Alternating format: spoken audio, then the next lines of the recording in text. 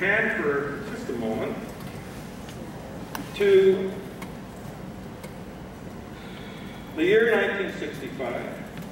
A small group of women talking about the security and quality of their food supply. They're worried about farmland being lost, farmers having a hard time earning a living, the use of more and more pesticides, the trend towards more and more imports. In short, they were worried about the quality and safety of their food supply. They hatched a simple plan and acted on it. The first step was for their small group to approach a local farmer with a simple question. Would you provide us with fresh food that is chemical-free in return for a just price? His response was straightforward. This is a good idea, but there is one condition. You must agree to buy all my products. Thus was born a partnership. Some say this is the origin of the community's supported agriculture movement, leaders of which are here in this room. The Japanese word for partnership is kaikai. The colloquial meaning is food with a farmer's face on it. Thus began a project to collectively purchase food as a means to achieve social, economic, and ecological values. Today, there are thousands of these groups made up of 5 to 15 or so people. They're called Hans, and from the beginning they define their vocation as being living instruments for social, economic, and ecological well-being. The Hans, eventually their work grew to a point where a legal structure was needed to better coordinate and extend the model. The first Seikatsu consumer cooperative was formed. There are now 32 with a total of 350,000 members, and in turn these have federated nationally in the Seikatsu Union Club. Today, the food sector in this system is worth $1.1 billion in sales. Even more impressive is the fact there is $1 billion in equity. Much of it due to each member paying $11 a month into an account until they contributed $3,500. Amazing, amazing, amazing, right? That's finance solidarity at work. Now, why did they do this? Listen carefully. One is clear, financial stability.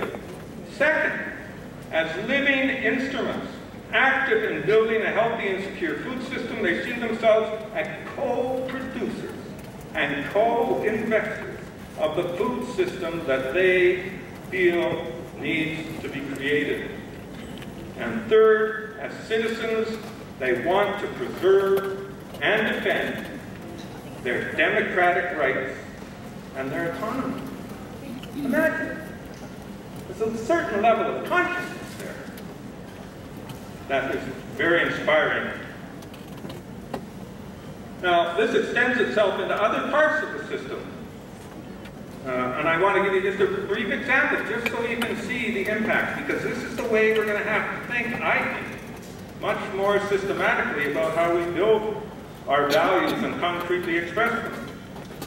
In a Japanese super box store, as many as 300,000 products to select from. An average Japanese food cost is 9,000. In Seikatsu, it's 1,600, and they can be bought, right? Our basic staples that families need to sustain themselves. So think about why they might do this. Think of the cost of securing and maintaining a large inventory. Think about the reduction of waste, food, waste plastics, waste energy, shipping products, many of whom and which will go to waste. Think about the impact of one simple rule they have, that you can only use 8 bottles if you're going to be a processor. That rule saves 2,000 tons of carbon a year. If that were a rule in every part of Japan, that would save 600,000 tons of carbon a year. This is concrete. This is real. This is very practical.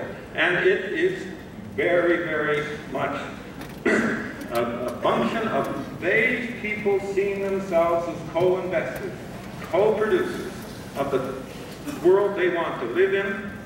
In Quebec, they would call this, I think, Nancy, a values-added supply chain model. I could tell you a lot more. They've gone into green energy. They've gone into social care. They have, in fact, got 17,000 workers who are owners in collectives, 600 collectives. They have done a lot. And it's little wonder that they got the Right Livelihood Award in 1989, and this is the words that were said, and they're words that are important for us to think about, because this solidarity economy is not just about us anymore. It is about us in relation to creation. We can no longer see ourselves as the center of everything. This is what they said. We recognize the success of Seikatsu, especially the thousands of women who gave so much leadership for creating an alternative economic activity to the priority industrial society gives to efficiency, and for integrating human and environmental health into the heart of the production of essential materials for human beings. Seikatsu means living people. It is an apt name, indeed. It's a system that's decentralized, yet it's connected and federated. This is what we need in terms of strengthening our workers. It's a system that sets ecological standards that consumers and producers together work to ensure are respected. It's a system that is founded on the fundamental values of fair price and fair trade. It's a system that creates and reinforces our interconnectedness as human beings and our ultimate dependence on nature. Seikatsu, living people. This is the solidarity economy at work. Now I know that I am probably right around the time I had. I'd like to tell you about incredible models in Senegal. I'd like to talk to you about Sweden, where 14 or 26 communities, a district municipality made a decision, 14 years ago, that in fact to go fossil fuel free, they're halfway there. They're over halfway there. That's amazing. Fossil fuel free. They're exporting electricity out of their region already in terms of renewable energy for biogas and so on. This is the solidarity economy at work. All right, I'm going to finish up. I think it's amazing what's going on. And just some closing thoughts. Okay? For finishing off here. First, as we go through these next days, let's just remember the sacred trust that we're all engaged in here.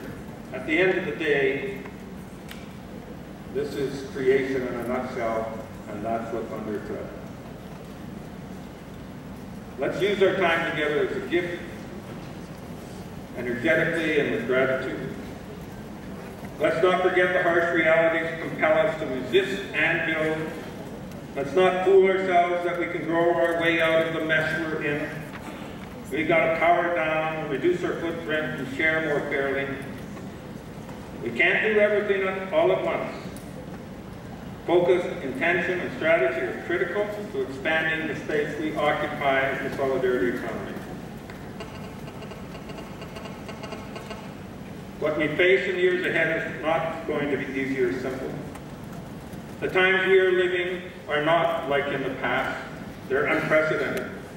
Yet in the midst of this volatile and uncertain world, we are demonstrating, in a small way, but in a growing way, that another world is possible. Our job here is to help each other in conjunction and solidarity with others and in growing alliance, make it more probable.